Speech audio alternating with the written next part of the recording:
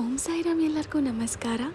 ಈ ಸಮ್ಮರ್ಗೆ ಒಂದು ಒಳ್ಳೆ ಹೆಲ್ದಿ ಆಗಿರೋ ಹಾಗೆ ಶುಗರ್ ಹಾಕ್ಲಿಲ್ದಂಗೆ ವಾಟರ್ಮೆಲನ್ ಪಾಪ್ಸಿಕಲ್ಸ್ನ ಹೇಗೆ ಮಾಡ್ಬೋದಂತ ಹೇಳ್ಕೊಡ್ತೀನಿ ಬನ್ನಿ.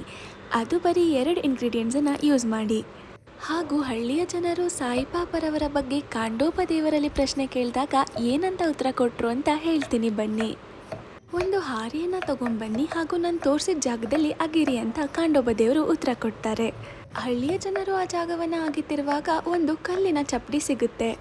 ಆಗ ಕಾಂಡೋಬದೇವರು ಈ ಹುಡುಗನು ಇಲ್ಲಿ 12 ವರ್ಷಗಳ ಕಾಲ ತಪಸ್ಸನ್ನು ಮಾಡಿದ್ದಾನೆ ಅಂತ ಹೇಳ್ತಾರೆ. ಆಗ ಹಳ್ಳಿಯ ಜನರೆಲ್ಲ ಆ ಹುಡುಗನ ಪ್ರಶ್ನಿಸಿದಾಗ ಇದು ನನ್ನ ಗುರುವಿನ ಸ್ಥಾನ, ಇದನ್ನು ಜೋಪಾನವಾಗಿ ಕಾಪಾಡಿ ಅಂತ ಹೇಳ್ತಾನೆ. ಹೀಗಾಗಿ ಜನರು ಆ ಜಾಗವನ್ನು ಮೊದಲಿನಂತೆ ಮುಚ್ಚಿಬಿಡ್ತಾರೆ.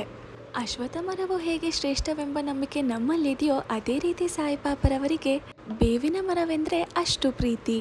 ಮಾಳಸಾಪತಿ ಹಾಗೂ ಅನೇಕ ಶಿರಡಿವಾಸಿಗಳು ಈ ಜಾಗವನ್ನು ಬಾಬಾರವರ ಗುರುವಿನ ವಿಶ್ರಾಂತಿ ಸ್ಥಾನ ಅಂತ ತಿಳ್ಕೊಂಡು ಇದನ್ನು ಪೂಜೆ ಮಾಡೋಕ್ಕೆ ಶುರು ಮಾಡ್ತಾರೆ. ಈ ರೀತಿ ಬಾಬಾ ಅವರು ಮೊದಲನೇ ಬಾರಿ ಶಿರಡಿಯಲ್ಲಿ ಕಾಣಿಸ್ಕೊಂಡಿದ್ದು. ಧನ್ಯವಾದಗಳು. ಓಂ ಸಾಯಿರಾಮ್.